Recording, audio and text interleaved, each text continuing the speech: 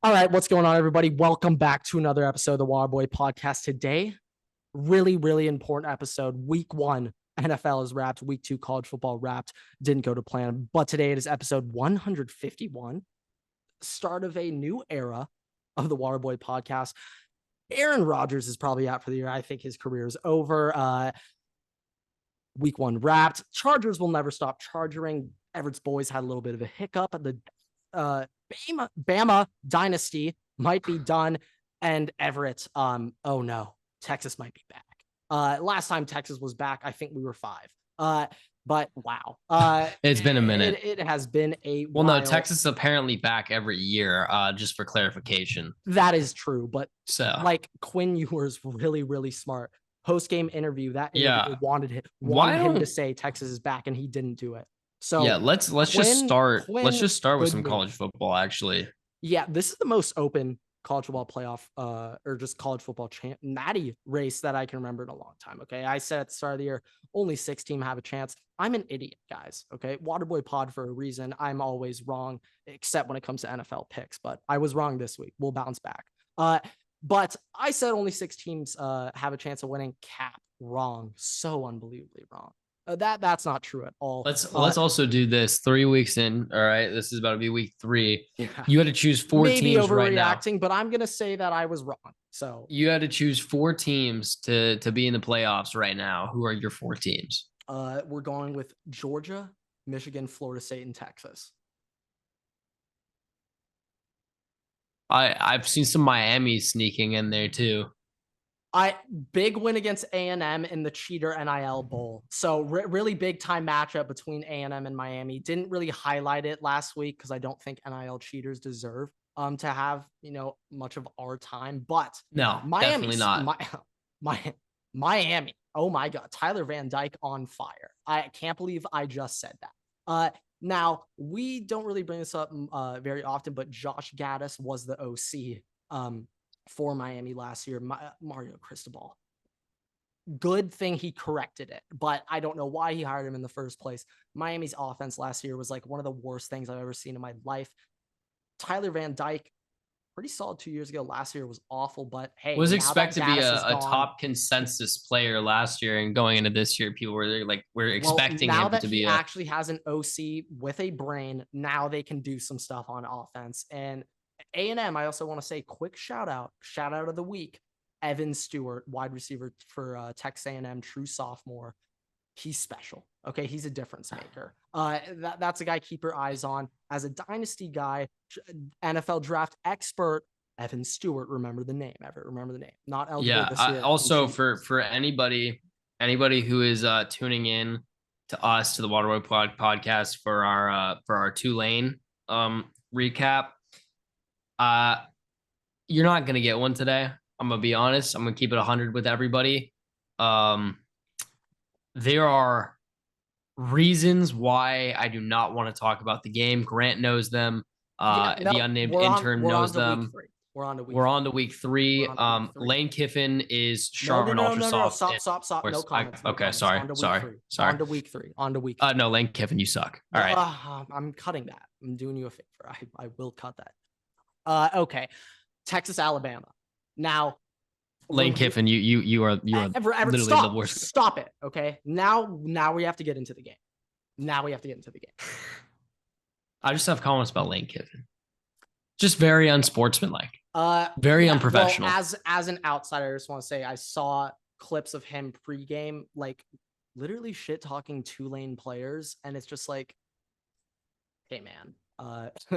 Also, I just want to say I saw a tweet of somebody being like, "Oh yeah, like Tulane was shit talking Ole Miss and Lane Kiffin before the game." Dude, it's what? Ole Miss. Well, no, that's the biggest load of cap I've heard this entire week, and I've heard a lot of cap this week. With that, personally. No, but I do, because we are a sportsman team. We are a sportsman team, all right? We have morals, we have standards that we hold ourselves to. We would not stoop down to the grounds of Lane Kiffin. Yeah, Ole Miss, just some questionable tactics. Just sitting on the ground every big play, I would say, is Not it. All right. Okay, I'm gonna imagine you're asking me to cut that all out. But hey, okay, on to the important stuff. Everett, the big game of the week. Game of the week. Hey, shit. We'll see. We'll see how important this game ends up being when it's all said and done and the playoff committee gets down to business. But Everett, the now number 4 ranked Texas Longhorns went in to Bryant Denny and took down the now number 10 ranked Alabama Crimson Tide. I did not see it coming. I didn't think it was going to happen, but no one cares about my opinion. Everett, let's start with this. Is Bama dead? Is the Bama dynasty over? No? Okay. Well, okay, dynasty, yes. I'm talking national championship. The dynasty has been over. The dynasty has been over since Bryce Young lost 2 years ago to Georgia. That was the end of the dynasty. Now, is Alabama still a great team? Is Alabama still going to be competitive? 100%. Is Alabama still going to be getting into the playoffs? 100%. Are they going to be recruiting well? 100%. Well, I'm not sure about 100% on the playoffs this year. But well, not this year, but I'm just saying continuing for the future, will they? Yes, 100%. They will. So will they be able to recruit well? Yeah, like they're going to be good. All right. Their issues are Saban done. Saban is not done. No. Okay. Just the other teams that have been more years, though. Depends how pissed off he gets. The other teams that have been steps behind them for a while in the recruiting path and everything, which is probably marginally because of NIL, because they were not giving as much money underneath the table, SMU. But because of that, teams are now catching up to them, and it's allowing, better odds for them. And like for reference, like Texas, like we were going to talk about, is Texas back? I mean, they're a good team this year. Do I think they can be in the playoffs? Yeah. Like, are they playing really well? Yeah, I think that they're a good team, but it's much more of an even playing field, but between all those top teams now, rather than one team just kind of just recruiting everybody, out paying everybody, having the best coaches and everything like that. Nick Saban also has been going through coordinators like it's no tomorrow. He's on Bill O'Brien this year. More importantly, vibes wise, is it No, done? the vibes for Bama are completely off. They have not been like this for probably the last, ever since Saban got there. This might be the first time Saban's ever been getting questioned in his career at Alabama. Oh yeah, I don't even think, like, the thing is Alabama still a really good team? Yeah, they're still a really good team. Have they lost a couple of games the last couple of years? Yes. And the only reason why Saban's getting questioned is because of the fact of what we're used to with Bama. But if it was any other team right now, it would not be getting questioned at all. So I think that's kind of the thing. I think it's I mean, we've all known the same as job until he decides to retire. I don't think he's going to be forced out. I don't think he's going to be asked to leave. I don't think he's going to get fired or anything like that. And it is just 1 week. It is just 1 week. But I think that the dynasty of championships is over. And I also am going to take a hot take right here. Georgia also is not going to be a dynasty. Okay, so for me, I'm not sure about your definition, but for me, dynasty is 3 and 4. Yes. Okay, so no natty this year, no natty next year. Okay. Well, so I would say 3 or 4. Yeah. But like, typically you think of it kind of consecutively. It's like 3 and 4 years, right? Like that's kind of the way we're thinking about it. I think that, one back-to-back in there. I think that one, I don't think that they will win it this year. I think it's so competitively even. Obviously, they have a great D-line. Obviously, they have a great O-line, right? Like that's the whole thing we've been talking about. Their defense is phenomenal. But I think as the skill level, everybody's really kind of similar on the top tier right now. And I think I'd be much more afraid of playing a Texas or playing an FSU than I would be of playing a Georgia's offense right now. And keyword is right now. Because right now, that is the keyword. But I think also going next year, let's assume they don't win this year, right? So many teams are going to be able to improve going into this next season that where Georgia is at. It's the same thing with Bama, where teams kind of got back up to their level. Georgia's going to kind of settle down a little bit. And that's where we're going to see kind of an even competitiveness. And also, this is the last year of the 4-team playoffs, right? So we're going to get into the 12-team playoff format. Which makes it much, much harder for them to be able to continue to repeat. So I think a lot of people, that's, if anything, that this week has told me, at least early season, wow. I mean, shit, anything can happen right now. I'd say, in my opinion, one of the biggest changes that has happened that we've seen is the transfer portal. We saw Florida State absolutely reload. They were able to take out LSU. I would say one thing I saw, I forgot who brought this up. I saw a clip of some former player talking about it, but the Alabamas, the Georgias, well, essentially just Alabama, they used to have like their third stringers were 5 strings on the D line. And now that those guys have the transfer portal and they can go play and get playing time early on in their careers at other places, they're starting to do that now. And it's now harder to just amass that depth. And like, obviously, I talk about how like from a defense coordinator's perspective, when you got waves of D linemen, you're like, oh my God, this is the easiest job on earth. But I'm also having those waves of D linemen on your team means that the other teams don't have them. And like, that's another big part of it, where just Alabama being 3 deep means that other teams don't have any top tier guys. So now that those guys are going to other places, like it is balancing out. And on a year-to-year basis, things can really shake up. Like things also, really I just want to say, like, in recent memory, like obviously you have Will Anderson, you have Jahmyr Gibbs, right? For a long time, Alabama was pumping out arguably the most they were pumping out first round prospects, first round, just and stars. now it's kind of seemed like it's gone down a marginal amount too. Well, this upcoming draft, they're gonna have probably the top corner, edge, and tackle. Not true, tackle, but JC Latham's gonna be up there. He's gonna be true. But what I'm saying in comparison saying, to what we think about it, like that's such a huge recruiting pitch. I think, yeah, I do think the biggest downgrades in recent memory, just past 3 seasons at Alabama, is the wide receiver position. Okay, yes, going into I agree with that. Alabama had to take Ohio State's 4th string receiver, who ended up winning the Biletnikoff, Jamison Williams. So, like, Alabama has not developed their receivers, which is also kind of surprising because you had Jamison Williams, you had Devontae Adams, like they have a very not Devontae Adams, Smithy. Waddle, sorry, Judy, Ruggs. Yeah, they had Calvin Ridley, Amari Cooper, that guy Julio Jones who started all off. So they've had a excellent, like they were wide receiver you.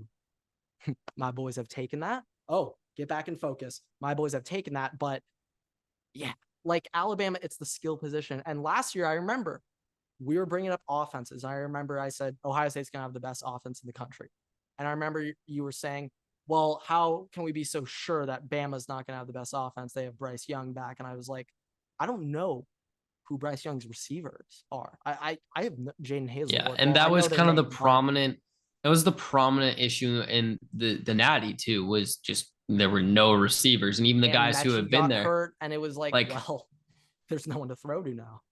Yeah. So I also want to point out, this is unrelated to Bama specifically, but the top 10, I told you this earlier, and this kind of relates to Bama and Texas, but I saw the top 10 like highest recruited quarterbacks in I think like the last 20 years or something like that.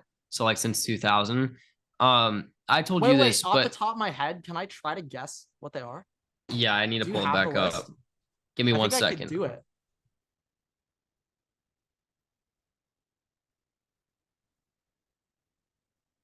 Let me pull it back up.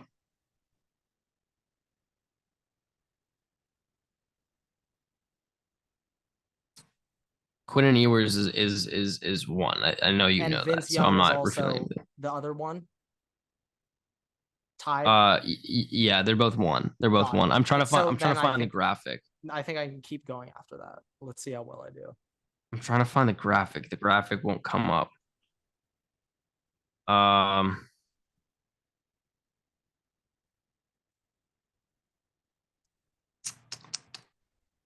Well, I'm going off my head, so you go, and I'll tell you if it makes sense. Those two. Then Trevor Lawrence, Justin Fields, Arch Manning. Yes. Yep.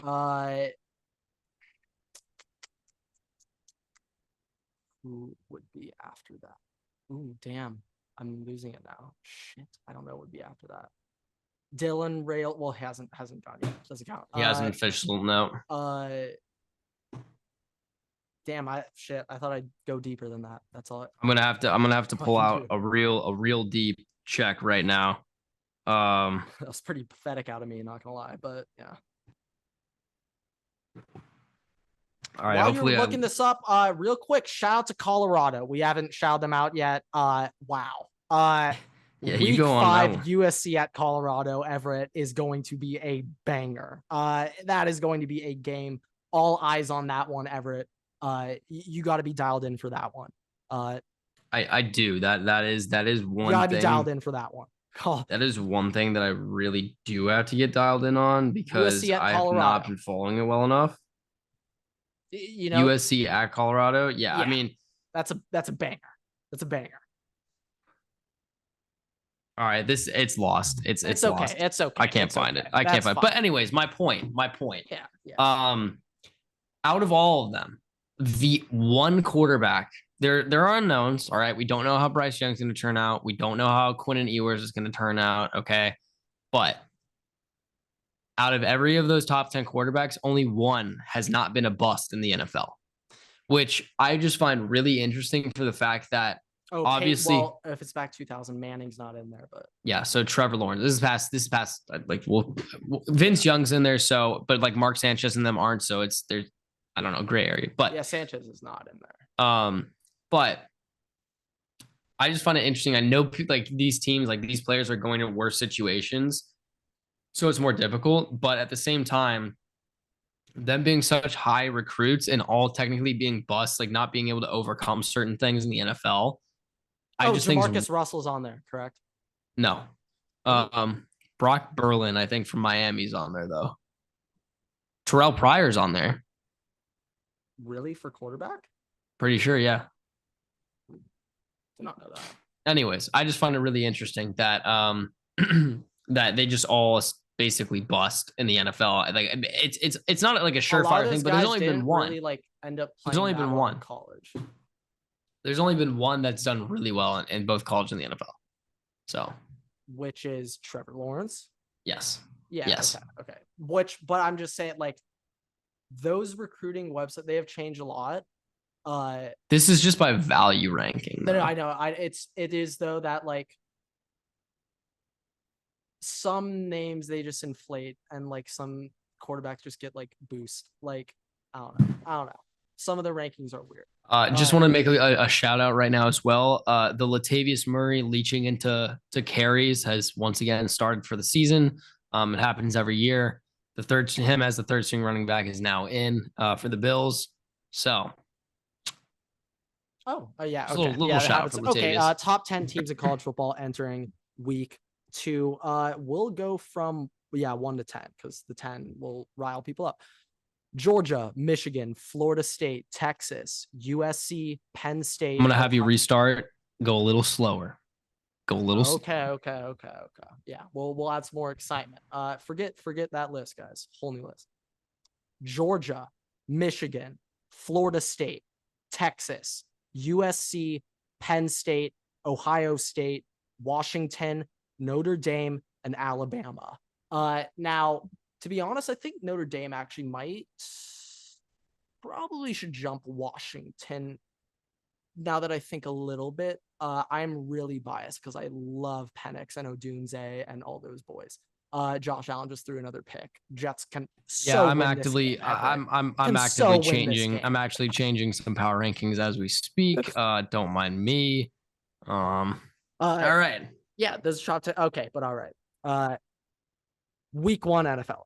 All right, let's get out of business. Oh my God, no. We're going to go in order of the games. We have not talked about Thursday Night Football, like the only positive for me of the NFL week. So, okay, can I just make a couple statements before we go in game order? Like these are just miscellaneous things. Well, we don't need to go over every game. I just want to. These are just. I need to make some miscellaneous comments first. Just calling out. Arthur Smith needs to be sent to Guantanamo Bay for prison for life. Can I add a guy in there? Can I add a guy in there too? Actually, go ahead. I'll go in depth on that later. Never mind. Yeah. So Desmond Ridder had more receptions than Drake London this week. Same amount of targets too, correct? Yes, and the same amount of targets. So, wait, did Desmond Ridder get a target? I know he got a reception. Yes, he did get a target. I'm pretty sure. Yeah. Okay. We 1-for-1. But you get what I'm saying though? Like technically the receiver he was intending should get that target. I do, but I'm pretty sure it was a designed play. I didn't watch it, but I think actually, it was. I don't have confirmation. If this never happens, but tips off your teammate and another guy catches it, who gets the target? Like I technically the guy who tipped it off, it's the intended receiver. Like, I'm not sure if the stat guys do it. I think it's the intended receiver. I don't really know, but Arthur Smith for Guantanamo Bay. This is not the first time we've said it. We will say it again. Bijan Robinson owners. I mean, he still scored 20 fantasy points, but Tyler Algier. Oh my God. Well, in my opinion, they just had a lead. And they were like, if we're just going to do inside zone, just run it to Algier. Don't make Bijan do it right now. Yeah. Also, Desmond Ridder is on pace for, I believe, sub 1,000 yards. I think I saw that maybe it's sub 2,000. 24 yards and 10 completions at one point. Yeah. Yes. That is called a high-powered downfield offensive attack, if I've ever heard of one. That's the air raid offense. Okay. Yeah. The other thing. So the other thing that I have to talk about is there is a new Tom Brady Eli Manning rivalry. The new baby goat, the new goat, Patrick Mahomes has officially found his Eli Manning, and that is Jared Goff. Jared Goff is now 2-0 versus Patrick Mahomes. Seems to just be his kryptonite. Fun fact of the day: last time Jared Goff, went head to head with Mahomes, that was probably the most famous regular season NFL game in modern history. It is probably the best regular season game in modern history, followed by the Colts Vikings game last year. I was gonna say that, or even Bills Vikings too. Like honestly, yeah, we had to. 15 years of my life came off last year, and I mean, it seems to be happening again. Just saying. Yeah, so I literally pick your poison, whatever you want there. But some crazy stuff going over there. But as a Chargers fan, this was like kind of a delight to see all those drops. Okay. The Kadarius Toney, the Sky Moore Butterfinger. Kadarius Toney also for Guantanamo Bay. Just clarify that one. He can go with Arthur Smith. Send him to Azkaban. Yeah. We'll have a list. We'll have a running counter. Actually, can we make a graphic say for Guantanamo Bay, and then it's just the prison list. The prison. That's a new award. Let's write it down. Can you write that award down? Yeah, for prison. Or the Waterboy Prisoners of the Week. Can you like literally for the Waterboy award segment? We need that. Oh, for the That's for literally. Can you write that one down for the awards for the year? It's a new one. The Guantanamo Bay Award goes to for the most painful man who made football. Right now, Arthur Smith needs to be on there. But Sky Moore. Wow, the Chiefs. I kind of was joking when I said this, but it's actually true. They are wide receiver by committee. They are. Man, would it be nice to have D-Hop on that team right now? But they're going to go get a receiver. Maybe Mike Evans. Well, we'll get into that. Sorry, that was really messed up. I did not intend on that. I just know hey. What I will say is our second-year corner did lock him down. Oh, Mike Evans had what? 2 big plays? I think he had 12 yards. I think Godwin actually got bottled up pretty well for that whole game too. So I was actually pretty impressed with we'll get into why I'm pissed off at the Vikings, and it's not because of the defense for once. But the Chiefs are going to go trade for a receiver. That's going to happen. The other thing that we were talking about Kadarius Toney. I know you saw that he deleted his Twitter, but did you know? He came after the Giants on Instagram after having his worst career game and the worst PFF graded game of all time of history. Oh, I did not know that. He came after the Giants for getting blown out after, I don't know, maybe having, like I just said, the worst possible game that anybody in the history of grading systems has had. I don't want to say irony, but you kind of need to know the time and place for anything because you're going to get your ass cooked. The other thing that I'm going to say is on that note with the Giants, I'm sorry, Giants fans, but it just has to be said. Ed Donatell forced Daniel Jones in that contract, $40 million man. How you like them apples? Oh, man. Wow. Yikes. I was really concerned for Damian's health. It has been. I was like, wow, he is actually getting left out there to die. When Odell said they sent me here to die, that one was true. MetLife is cursed. Oh yeah, no. Yeah. Let's also just state this right now while we're just on that.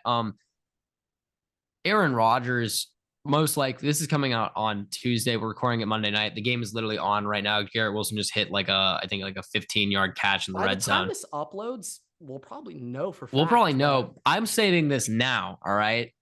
I'm saying this now as the residential medical analysis specialist here on the Waterboy podcast. Aaron Rodgers tore his Achilles or ruptured his Achilles. He is going to be out for the season. Grant believes he's going to retire. I think that with his age, he can retire. He probably will. So Aaron Rodgers done for the season. His highlights. I mean, one of the best videos we're probably going to get all season too is him running out with the flag on. Yeah, I mean, today is September 11th. So tribute to everybody from 22 years ago. Yeah, it is on this day. Yeah, it's a phenomenal video.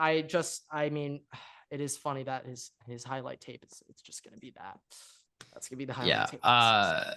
But man, I just MetLife can't. They have problems with any Packers quarterbacks. Oh my god. I'm delayed. Oh my god. So stop. I'm delayed. So no. Keep talking. You're getting live reactions for us. Just wait. If you guys are watching this, just follow Grant. But. Garrett Wilson just made a one-handed, bobbled catch in the end zone. All right, guys. Maybe Garrett is Zach Wilson proof. Okay, maybe he is. Grant is completely. Are you kidding? Are you kidding, Everett? Are you kidding? The Shannon Sharp meme right now. The Leo DiCaprio from Once Upon a Time in Hollywood, the pointing meme, the snap and pointing meme. Oh, there's a flag though. There's a flag down. No. Who cares? Whatever. Anyways, no, MetLife is cursed. They can't have any Packers quarterbacks on the roster for the rest of time. That is how their careers end, or they come to the Vikings afterwards and we get knocked out because of targeting and bounty hunting in the NFC Championship game. But yeah, I mean, I'm just saying Garrett Wilson is so good at football. He is Zach Wilson proof. Ladies and gentlemen, I'm not sure. Well, we have never seen a wide receiver be Zach Wilson before. Oh no, they made it. Okay, I thought they missed the extra point for a second. Yeah, that's disgusting. Anyways, let's get to our games, Grant. As we're bewildered here. Wait, real quick. We got some early morning games because I didn't have the most pathetic loss of the week. That goes the Cincinnati Bengals. Wow. Wow. So I'm not sure if you remember last year, Joe Burrow, I believe he was also banged up, didn't play much in the preseason, didn't practice much in camp, and Bengals came out flat last year also. It happened they did. This year. And remember, it's only week one. Bengals fans, you guys. It is only week one. I will say they're still in my top 10. All right. Yes, all right. Yes. Also, like we said last year, this is falling in. There's an oddly similar pattern with Joe Burrow every year. Can't play in the preseason and get some injury, doesn't play. Week one, well, was it 4 years ago now? Week one, he tore his ACL, came back. All right. Week one, he was kind of off. 3 years ago, last year. Week one last year, he threw 4 picks. Last year, he was really off. This year, same deal, was really off. And every year they come back and they do pretty well. I guess week one, 3 years ago, when they destroyed the Vikings week one, that was a pretty good game. But yeah, pain. But this year it's the same thing as last year, and they're gonna kind of come back on, is what it seems like. But also, what I just want to note is Joe Burrow's kind of gotten that swag, like Burrow swag going on right now. Yeah. I think that it's if it can keeps up, he needs to kind of dial it back in a little bit. So I had a weird. I love Joe Burrow. I do too. So I absolutely love him. I'm not gonna cap. I have a concern that if he doesn't start winning soon, he's gonna start getting real haters, like big time haters. Because you can't. And that says a lot because Everybody loves Joe I Burrow love too. Burrow. That's the thing. I will never stop hating him, but I fear that the public opinion might flip in like 2 it months. 100% is going to be swaying that way. I'm not going to cap. Okay. Yeah. Okay. Nice to see though that. Okay, it's shit. It might really be becoming a reality. I feel like I brought that up to our very own Chadwick like 5 months ago, and he just didn't believe it. I might have to check back in with him. He might. Be like, you might need to send him a little point. So we'll yeah. See. But yeah, that was the worst loss of the week. Browns. I'm gonna be. I wasn't like overly impressed with the Browns per se. Chubb got some nice runs. Elijah Moore was getting open a healthy amount too. Yeah, he did well. I would really say more so the Bengals just did not show up. I would say more so that's the takeaway here. But I do think that it's a very good look for the Browns, although I will also say Deshaun Watson had very bad moments as well in that game. Yeah, no. I mean, he arguably had the worst interception of all time. Well, Daniel Jones had I'm sorry. Pretty bad one this week too. Yeah, there's been some bad ones. Zach Wilson has also had some really bad ones. Really bad ones. I will also say Kirk Cousins had a really bad one a couple of years ago as well. Yeah. So. Yeah, I mean, shit. Justin's looked really stupid a lot of times as well. So it goes around. Herbert, though, like, I will be honest, like, if he does throw a pick, like, that shit's a laser. Whatever. Okay. Real quick. This, has a little extra weight to you. We can quickly recap all of just the first-time quarterbacks real quickly right now, all in one, in a minute. So AR-15 looked real nice. Really, really impressed with him. That injury scare at the end, it's like, all right, guys, come on. Yeah, I was a little spooked. I'm not gonna lie. All right. Now I know you want to go out. Players are getting in a fight right now. There's a fight breaking out between the New York Jets and the Buffalo Bills currently. We are live commentating this one. Yeah, so maybe a John Boy breakdown video right now from the Water Boys. We'll see how riled up this gets. Dude, I'm not gonna lie. We were supposed to have our power rankings on the week for tonight, assuming that the Bills were going to win this game handily with Aaron Rodgers out. That might be getting moved to next episode. Yeah. I mean, wow, we might currently. I'm just gonna be honest. Currently, the Jets are not on the top 10 because we were assuming that they were going to lose pretty sizably. But Garrett proved that it doesn't matter who the quarterback is. So yeah. So this is gonna get delayed. That's gonna get delayed. I'm be honest. That all right. one is going to get delayed. Well, actually, there are 4 minutes left in this game. Presuming there's no half before we start recording, I swear you were like, let's just chalk it up as a Bills. When I was like, hey, Josh Allen throws a lot of picks. I jinxed it. Josh Allen so does Zach Wilson, though. That's the other thing. True, four turnovers today. But I mean, look, there's 4 minutes left. Maybe if the Bills come through, we can keep it as it is. But it's a yikes right now. All right. Anyways, yeah, let's get back to the injuries we were talking about here before I so rudely interrupted us. But AR-15 played pretty well. He played really well this week. Especially for what we thought he was going to do coming out of the preseason, where he looked good but not great. He played pretty well. I was the most impressed that he felt confident ripping 14, 13-yard out routes. Okay, NFL throws. He was comfortable. He did. I did see though. By the way, he mainly targeted the right side of the field though. That's all right. Michael Pittman was over there. That's all right. No biggie. No problem with me on any of that. I don't know. Maybe he likes throwing to his right. I don't really have a big problem there. I really liked him though. Liked what I saw there. Not a quarterback, but our very own Tajay Spears outsnapped Derrick Henry. So just hey. Remember when we said draft this guy or win your leagues? Remember. I just want to say specifically a TikTok where I said, and I quote, Tajay Spears is the steal of the draft. If you get him, you are going to be a winner. You are going to not regret it. He is going to make your team. And everybody, there's a lot of people being like, the fuck is up with this guy? This guy's insane. This guy's a nut job. What the fuck did I say, man? Okay. What did I say? All right. Clap back at them haters, Everett. I love it. I love that attitude. I have the receipts, all right? All right, okay. They wrote me, but I didn't write back. That's all I'm saying. Oh, okay. Bring out a little Geno Smith. who kind of got annihilated this week. I'm not gonna cap. Annihilated. Someone pointed out that like they wrote back. He wrote back many of the quarterbacks who got big time contracts did not show up for week 1, which is hey, money talks, man. Money talks. But yeah, okay.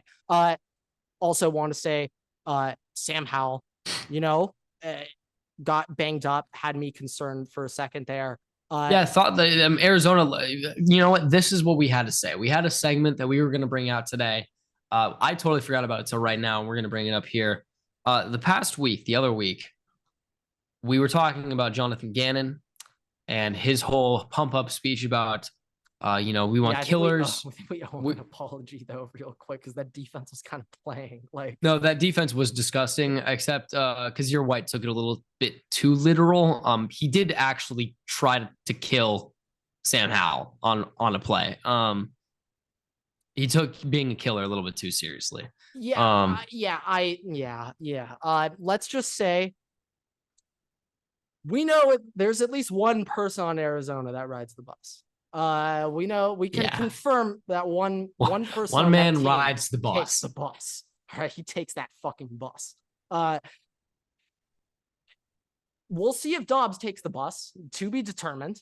We don't know yet. He is yet to proven that he takes the bus. I'd say right now we can. Can we do a top 10 takes the bus list? I don't know who was that defender. Do you know who it was? Kazir White. It was Kazir White. That's why I said he literally tried to murder him.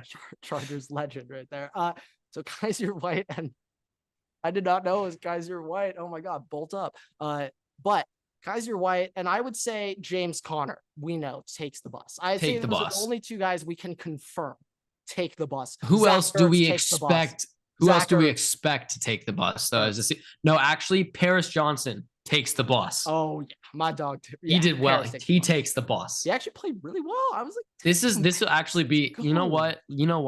This is our new weekly segment. We'll be starting at right tackle for the rest of the season for the This is our new weekly bus. Yeah, this is our new weekly segment. Is who takes the bus? Now we might get copyrighted for bussing with the boys. I'm not sure if they have something similar, but I don't care. Will Compton. Well, this is different because we're making fun of Jonathan Gannon for this one. All right, it has nothing to do with them. It's appreciation. This one's a good spirit. It's an appreciation. CJ Stroud, I believe he's like the fourth. Does not take the bus. Does not take the bus. 28. Yeah, I would not say he takes the bus, but I'm going to be honest. Garrett Wilson takes the bus. Yes. Okay. But CJ, I would say I was actually, obviously he wasn't putting up crazy yards or anything, but it was his first NFL game on the road in Baltimore against that defense. I mean, you're not going to make him start throwing 15-yard passes, just get picked off and lose his confidence. You're like, this year's chalked up. No, they were doing really well, kind of acclimating him into it, especially with that team. And you've said this, the offense is not fantastic, not great for passing, and breaking him in, being no turnover. Well, he had a fumble, but no passing turnovers, no interceptions, no touchdowns either. But still, I'd say that's not bad. And still scoring what they scored 9 points, so they got in the territory. No, and it was a 1-point game at halftime. So I mean, not bad for his first start. And I mean, it's going to take a lot of time, I think. But I do like to see this with CJ, and like it's something that we have not seen with any other Ohio State quarterback. By the way, just a general trend to look at is, I mean, when these players, when Ohio State quarterbacks who have been marginally knocked for not being good in quotations, right?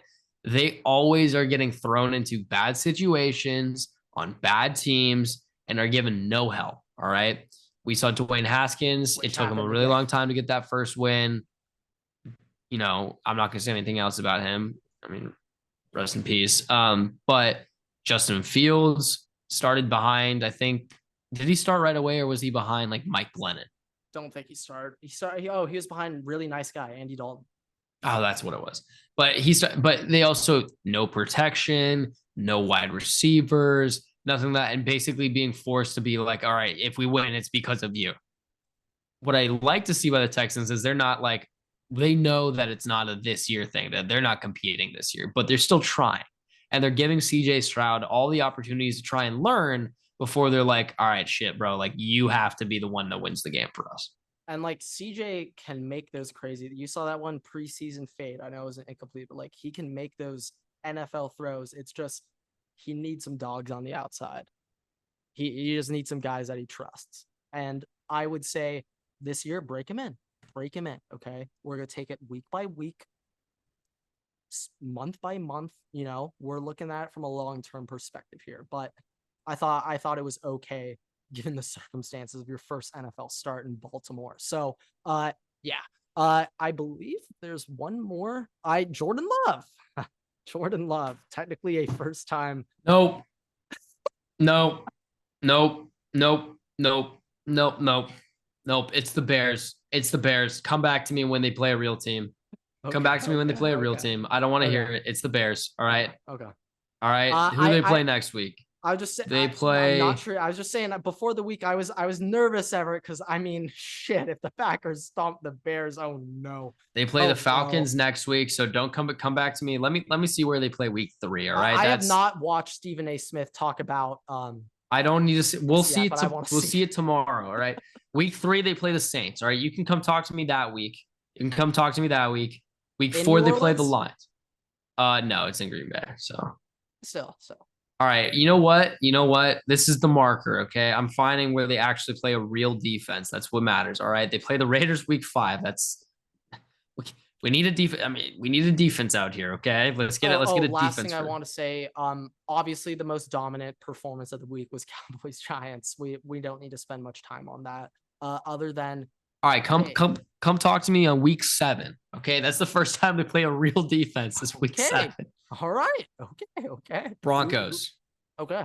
In Denver. In Mile High. Okay. All right. That's when you can come talk to me. So you're telling me for the first 6 weeks. They play the Falcons next week, the Raiders, the Lions, and then they have a bye week 6. 5, right? Or 6. Oh, 6. Packers are 6, yeah. Yeah. Okay. So, yeah. Okay. Let's get into the Chargers game. Real quick before I just want to say 49ers. What a dominant performance. The Steelers are also dead to me. The Steelers they looked like a JV football team. The Steelers look like they did not show up for that. So who actually this is better. Who had the worst week? The Steelers or the Giants? Giants. But Steelers are second. But Giants. It's tough to get worse than Giants on Sunday Night Football. It's tough to get worse than that. Just everyone's watching the first Sunday Night Football this season. You can't do that. You can't throw up an egg like that at home. You can't. Your newly minted quarterback. Yeah, I'm pretty sure it was the largest halftime lead between the Cowboys and Giants since Dion was playing for the Cowboys. Yeah, that makes sense. Jets for the lead here. Anyways, all right, Chargers. Yeah, okay. All right, Chargers. So okay. Dolphins, Chargers. This is what I want to start out with Everett. The definition of insanity is doing the same thing over and over again and expecting different results. And that is exactly what Brandon Staley did for calling man over and over against Tyreek Hill, expecting different results after he saw Tyreek Hill absolutely torch the living shit out of every single cornerback on the team over and over in the first half. Why are you did something he made the field goal? Like what? No, I'm just laughing at the fact that like the one player, the one dude in the entire NFL. Let's start with this. Not to man coverage is Tyreek Hill. I'm not sure what you think about Tyreek Everett, but in my opinion, I would say he is the fastest man to ever put on an NFL uniform that I've ever seen. Now it's either him or maybe, Prime Dion, right? Yeah, it's between those two that I've seen. Okay, at least in this era. Yeah. Okay. Yes, that you and I have actively been alive to watch. Hey, you know what? Actually, that's besides the point. Right now in all of the NFL, the fastest man in the league is Tyreek Hill. So with that knowledge, you would assume that hey, we don't have a guy that can keep up with him if they're playing man. He's the fastest man in the NFL. We literally can't. So you would assume that hey, if you are gonna do man, let's give him some help. But no. Brandon Staley, he has this thing called pride, Everett. Okay, and all off season, I think he might have challenged His corners, J.C. Jackson, who we're about to get into, dead to me in prison. But Brandon Staley all offseason, I think he just challenged J.C. Jackson, challenged Asante Samuel, even though he didn't match up with Tyreek, and challenged Michael Davis that you can win one-on-one with no help. And I literally think he's stubborn and just refused to change it. So J.C. Jackson is also awful. Don't get me wrong. Okay. He gave away 3 points at the end of the half, which, hey, was the difference in the game. We lost by 2. So J.C. Jackson just handed them a field goal at the end of the half. He shoved over a receiver with 2 seconds left on the clock, who was not in contention to catch it in triple coverage, just shoved him over before the ball was even close to them. Obvious PI. Don't know why he did it. The only solution I have is that Bill Belichick sent him to San Diego or Los Angeles to just cripple the defense. Bill noticed that the Chargers were his threat. Now, he didn't realize that they were already in division in Miami, but he thought Los Angeles, he thought we were the threat 2 years ago, sent us J.C. Jackson as a literal bomb to explode in our face. He's awful. He's the worst corner I've ever seen in my life. And that's the whole payment thing. But despite how bad J.C. Jackson is, the more painful thing is Staley continuing to put J.C. Jackson in a position to fail after he saw him get cooked on literally the first play of the game. So you're gonna need it. I'm pretty sure it was J.C. Jackson. All right, let's just stipulate this. The final score had the Dolphins winning by 2 points. 36-34, yes. End of the first half. Think it was J.C. Jackson in cover. It was J.C. Jackson. Random, just throwaway play. Tua throws jump ball up. There's 3 defenders around the player, yes. And J.C. Jackson decides to hold him for OP or DPI. No. The ball's in the air coming down, and he just shoves the receiver over. And they put the ball there, and they kick a field goal. That's the 3-point margin to win. It's on J.C. Jackson. Like player-wise, yes. I do want to say, though, that the fact that Staley continued rolling J.C. Jackson out on Tyreek one-on-one in the second half, it's like, are we trying to lose? Like, what's going on here?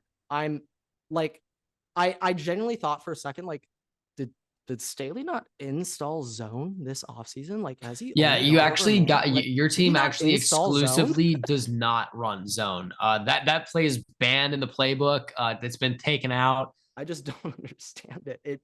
I don't. Let me also ask you this: how many times did Joey Bosa drop back?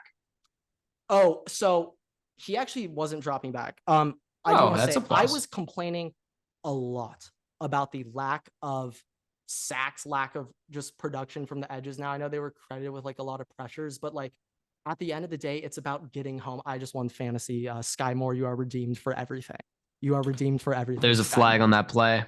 No, you're killing me. I also just want to add, by the way, it is a pass interference on Stephon Diggs. The play before, Stephon Diggs just got that. Oh, he did. I just also want to add to, by the way, another catch. Oh, that's it is a that point was a PI on Sauce. It is a point two-hand touch. It is a 0.25 point game between two of our teams in the league right now, and Breece Hall is the determining factor for the team that's down by 0.25. Breece Hall's looked good. Now that game's not quite over yet. We're about to recap that game in 35 seconds, but we'll find out if we're doing the rankings tonight or not. Like he was jogging on those 2 long runs. Oh my God! Imagine him next year. For the Chargers, I'm going to be honest. All right. They gave up a sizable amount of points, but the Dolphins have been very good on offense. We knew they were going to be good going into this year. I would honestly say it is a loss, and I had them. Just let me say one thing about the edges. This is shouting out the Dolphins. I was complaining about the lack of sacks from the edges, but there were multiple plays where the Dolphins left either Bosa or Mack completely unblocked. And think about what I just said. The Miami Dolphins, whose quarterback Tua has head problems and really needs protection this year, the Dolphins are comfortable leaving Joey Bosa completely unblocked because they know Tyreek Hill will win in man in under 2 seconds against any corner on the team. That's the most pathetic shit they feel comfortable leaving Tua with Bosa completely unblocked because they know Tyreek's winning. Are you kidding That's called me? why you don't run man, or Are you you have your kidding me? safety help. I just, it hurts. It hurts. But what I will Joey say Bosa though is left unblocked. even with the high scoring, like the Dolphins, we knew they're going to have a good offense because of just what we saw last year. And Tyreek Hill's disgusting. Losing technically should have won, but losing that game with putting up that amount of points, like that gives me a lot of hope for what the Chargers can do this season. Okay. So yeah, if there's any positive, it's that Kellen Moore. Oh my God, Kellen Moore for Heisman. Okay, he deserved it back in 2007. Okay, Kellen Moore for Heisman. Let's get it going. But on a serious note, like we got Slater back, which was kind of like arguably the biggest loss we had last year. Actually, when it's all said and done, I truly believe he impacts more than Keenan, Mike, Derwin, Bosa. Mac wasn't hurt, but you get what I'm saying. But it was the interior lineman getting a push. I was like, oh my God. Like, I thought for a second it was a personnel problem. I was like, Zion, I'm not sure if this was really the pick. I had some questions about maybe personnel, but no, like it was actually Joe Lombardi's scheme sucked. And what did I tell you? The end of when Kellen Moore got hired and we were going through how you felt about this next season, you were like, dude, we're going to be so bad. Like, it's going to be terrible. And I was like, hey, it's a new scheme. It's a new coordinator. It's going to be fine. And I told you that I think he was going to be good. And I think it got proved. That got proved. Also, that proves, by the way, Kellen Moore was not the issue on the Cowboys.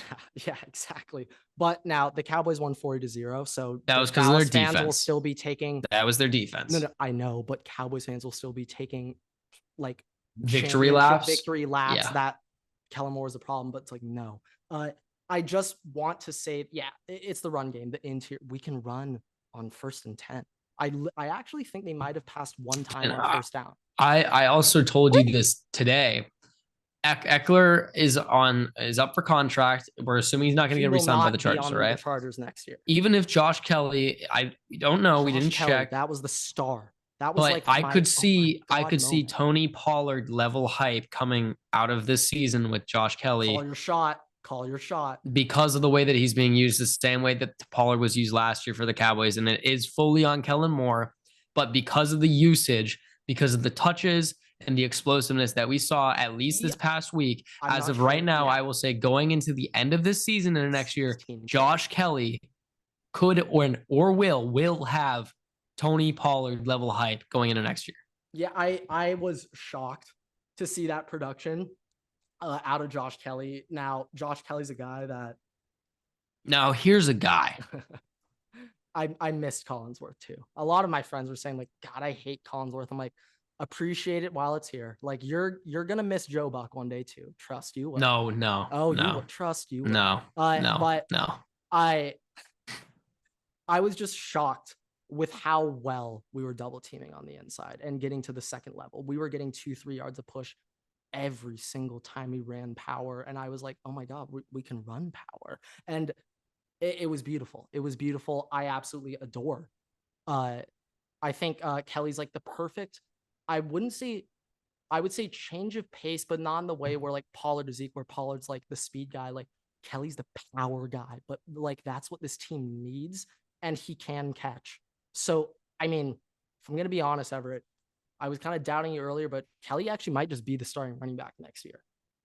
And I mean, even if he is a free agent, he'd be pretty cheap re-sign or tag. So 100% be cheap. It shouldn't we'll be see the production this year. He might be expensive. Yeah, we'll see.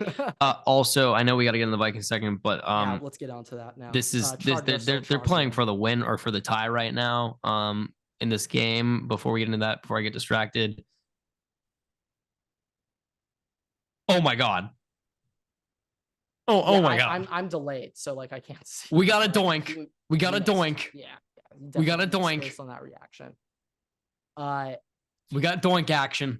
Damn, all right, let's get this. One of our friends might be in absolute agony momentarily. I really do think though, like we're dropping the Bills out. It went through. It went through. It went through. It went through. It's going to OT. I told you, doink action. Well, Ladies and gentlemen, I know this is coming out. This is coming out after the game is shit. finished, so we don't know what the results are. You guys will.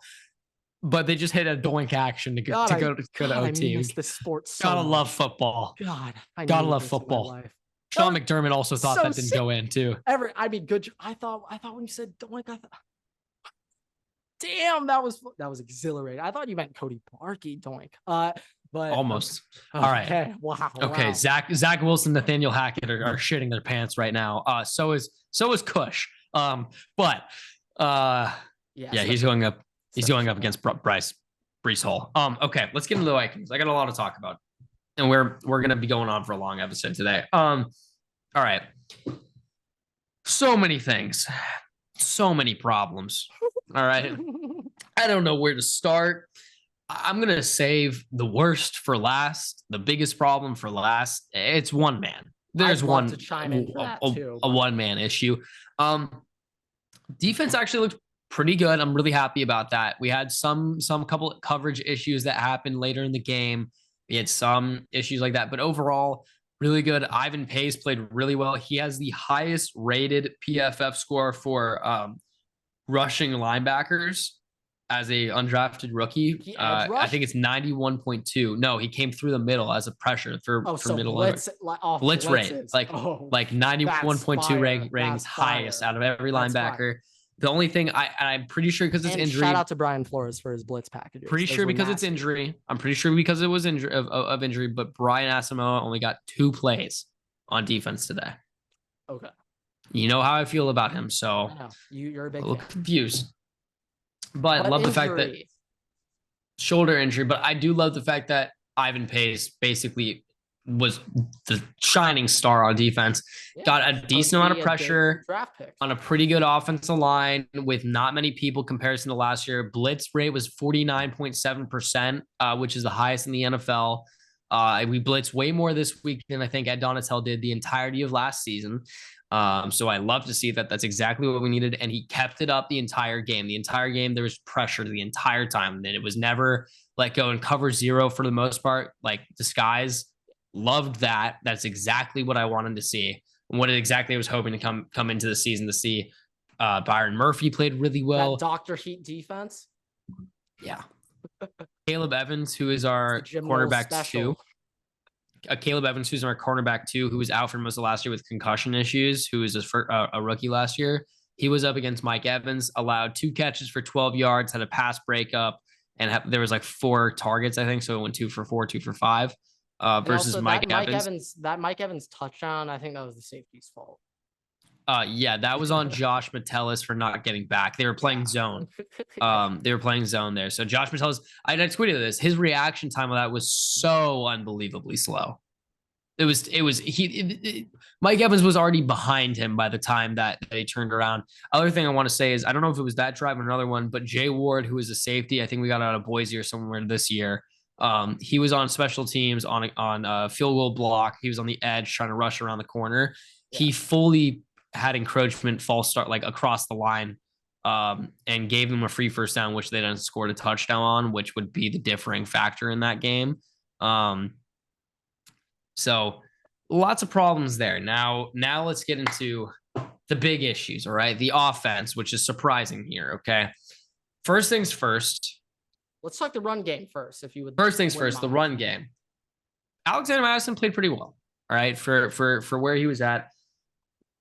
But the run blocking on the interior was absolutely terrible. And he was getting blown up in the backfield basically every play. He had to fight for yards to get forward, which he did a really good job on, by the way. Great job fighting for yards forward. He's a football guy. Needs the run blocking needs improvement on the inside. The outside run blocking, Brian O'Neill has the best run blocking grade out of every tackle in the NFL right now. So great fucking job on that. Other issue. Why are we throwing tight end screens? We get blown up in the backfield every single play. When we do that and we get no yards, it is completely fucking pointless. Target share, baby. Hey, Kevin O'Connell, right? I get you have TJ Hawkinson on your fantasy team. But go in the playbook, take that shit out, crumple it, and go burn it. that screen would be beautiful if TJ's the lead blocker and it's going to Jordan. Or I was gonna say Jordan, but Josh Oliver, Justin Jefferson. Just throw him the ball. Other thing, speaking of Justin Jefferson, everybody's seeing like the clip of him after the game. We're so pissed off. Shut the fuck up. No, it's not a big deal. I also just want to say though, like, so many people. He wants to win. Yeah, I mean, everybody would be pissed if you lost to a team that you were expected to dominate. You would be pissed too. That could have been a video of anybody, and the only reason why people care is because it's Justin Jefferson. You would be on that sideline, and that's the only reason you'd be pissed, and it's because of the contract. Everybody's like, "All right, he's going to be a Packer. He's going to be a Cowboy. He's going to be a Patriot." Shut the fuck up. Shut the fuck up. It's the most absurd. If he's gonna be a Packer, that'd be the funniest. It's the most. I've seen that. It's the most like. It's the most absurd thing. Anything goes wrong with the Vikings, the first inkling is, all right, Justin Jefferson doesn't want to be there. He has said explicitly that he does want to be in Minnesota. He's wanting to play the season out, not worry about the contract right now because it didn't get done. There's still 2 years left on his contract right now. Well, also his agent, they were thinking just like, he's doing historic stuff right now. It's better for him to wait. Well, not good for your sake, but for not for mine, but for his sake. Yeah, and he's going to get paid by us either way. He's probably going to put, based off that last week performance, and probably what the Vikings will do more so going forward to start putting up some more on O. Justin Jefferson's going to break records. Dodgers up 7-3 on the Padres, 7-2 on the Padres. Let's go. But I mean, look, just. I saw a tweet that was like, oh, Justin Jefferson and Kirk Cousins are going to sit out because they're in contract year. They're not getting their contracts and they want to play together next year. That's the biggest lit of crap I have heard ever. That is the most cap thing that I've heard about the Vikings in a really long time. Kirk Cousins is fighting for his job. Justin Jefferson does want a contract, but he's not like, okay, if it's not Kirk Cousins, I'm not going to play for them. Dude, it's the same thing. If he sits out, let's say that really is the case, all right? Kirk Cousins doesn't get resigned. Are you telling me that Justin Jefferson's only going to go play for whatever team signs Kirk Cousins? No. Yeah, 0%. No, 0 chance. You're telling me if Kirk Cousins goes to the Cardinals, Justin Jefferson's going to the Cardinals? No. But if Caleb's there, now we're maybe. Then maybe. Not saying. Please God, no. But I did want to say though, real quick, as a man who used to see him scootering around, birding around with Crocs, Jordan Addison, when he scored that touchdown, my roommate and I were freaking out, absolutely freaking out. We were so hyped. I mean, Jordan Addison, welcome to the NFL. Welcome to the NFL. Too. But hey, I loved seeing that on I believe the second drive or after that touchdown, next time they were in the red zone, 3rd and goal. Who did Kirk go to?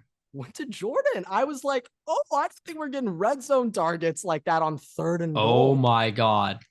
Oh my God. I'm on 4th down. Oh my God. Stop.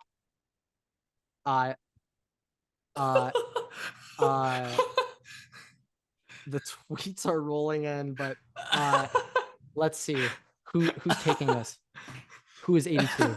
Everett, who's 82? This is a live reaction to the kickoff return touchdown. I don't know, man. Walk off week 1 for the New York Jets. No Aaron Rodgers, no problem. Is that Gibson? I'll be honest, I'm not sure who that is. Wow. Kush is rejoicing right now. Wow. Wow. Everett, we're saving. It's great. It's great to be back. We gotta do top 10 next episode, guys. I'm sorry. It is great to be back. Let me finish the Vikings before something else happens, so we can get this out. But finish it quick. We're getting on to editing room right now. Okay. So here's the deal. Also, by the way, just Jordan Addison, speaking of him, he's got to be the wide receiver 2 going forward. That game cemented it. KJ Osborne had a pass go straight, hit him in the hands, and it was a little bit behind. Still was a catchable ball. Got pulled out. What's that face for? Shock right now. That just happened. Got the ball pulled away and was an interception. All right. He's a wide receiver 3. Jordan Addison, wide receiver 2. Biggest problem I have. All right. First thing, just want to say this. When Dalton Risner, right guard, was coming to visit the Vikings over the summer, it was the same day that Kirk Cousins was wearing jersey number 66, which happens to be Dalton Risner's number. Just saying. They said it was for my boy. He was shouting out my boy, Ryan Wright, punter. But there might be a little bit more things that plays. Kirk Cousins just on the DL saying, hey, I actually do need this right guard because Ed Ingram sucks, which I'm going to explain now. All right. Ed Ingram, the entire interior, because I have a new segment that just popped in. The entire interior offensive line for the Vikings is the worst shit that I have ever seen. Ezra Cleveland, not terrible, well, not good, below average, but not the worst thing that I've seen. Garrett Bradbury, why the fuck did you resign him? He has no spinal cord. He gets hurt every game. He cannot play. And even when he does, he is not above average. He is average, if not worse. All right. Now we get to Ed Ingram, who might literally be the worst right guard I have seen in my entire fucking life. And I played fucking right guard. All right. So that's saying a lot. Center, but okay. They moved me around. All right. For the sake of this, Utility I played right guard. All right. All right. Utility. All right. The Kike Hernandez of interior offensive line. Let's also state this. I said it before. He played against like Cardinal 4-stringers in that preseason game and was getting his ass torched by 4-stringers on the fucking practice squad of the Cardinals. Well, those guys took the bus. Yeah, they did take the bus. He had 47 pass blocking reps in this game. Out of that, he had a 40.3 PFF pass blocking grade, which was 48th out of 58 qualifying guards. So like bottom 10 in the league.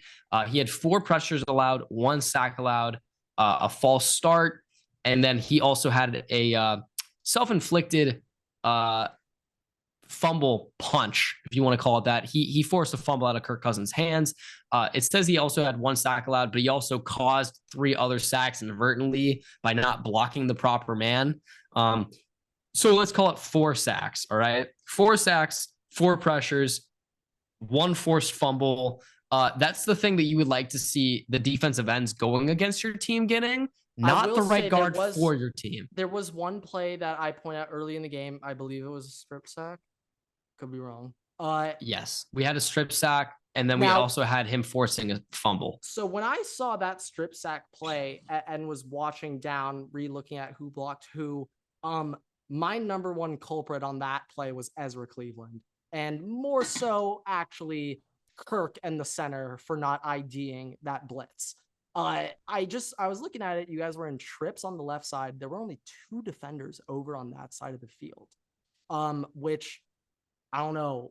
But if I was Kirk right there, I'm looking over, and that's when you go run your tight end screen right there when you have 3-on-2. But I saw that, and I saw a weird no safety help. Box was stacked with 7 in there. On a 3rd and 6, it's an obvious passing play for you. So it's not like they're stopping the run. That's got to be checked out. You can't, that play, you can't run that shit. That play's got to be changed at the line, Kirk. I'm sorry. Like, there's a lot of plays that need to be changed for this. There's a lot of plays. So like when I saw that, I was like, ooh, yikes. Yeah. Bummer, but okay, let's get on to it now. Finish up with this segment. Yeah. Bills, Jets. So I just want to say about like 3 hours ago, when Aaron Rodgers tore his Achilles, I was under the impression that, okay, hey, my franchise is cursed, but like at least I'm not the Jets. Now that it's been 3 hours later and we are now at 8:21 p.m. Pacific time on Monday, I now think the Bills franchise is cursed forever. What the hell just we might need to modify loser of the week to the Jets. To the Bills, you mean? Or Bills. Sorry. Bills. Because I picked the Giants to win last week, but I'm stupid. But like the Cowboys, we knew were a better team. But this, with Aaron going down, like, oh man, that's bad for the locker room. That's a tough one for. By the way, the guy who returned that kick for the punt for a win was a rookie.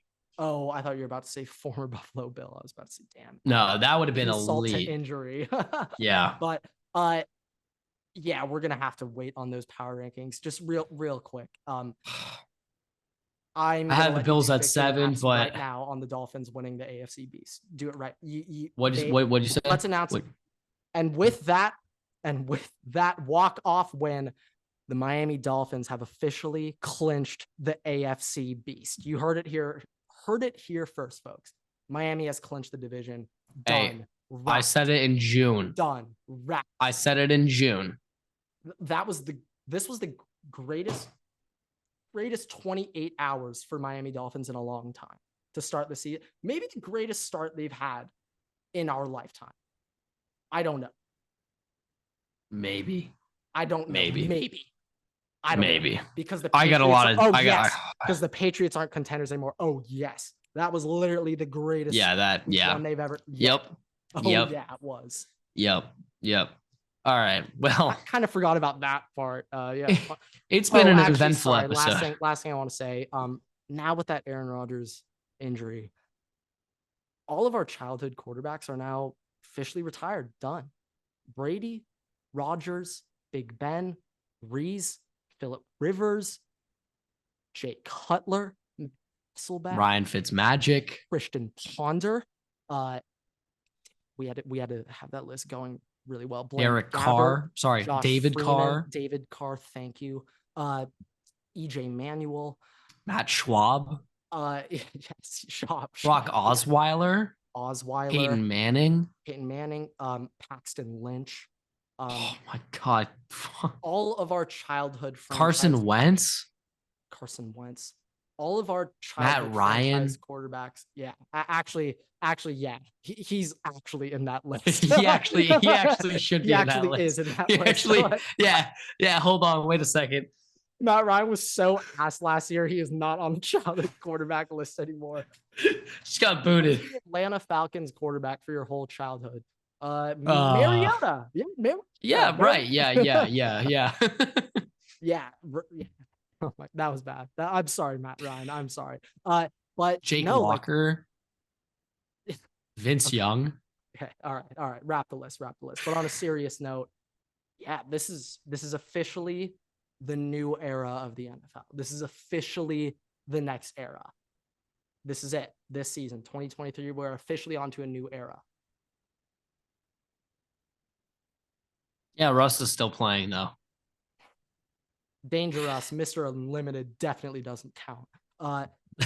Well, if we're gonna talk now, I know he didn't play quarterback, but the quarterback for Seattle was Richard Sherman, and he wrapped it up. So yeah, that was the leader, clubhouse figure.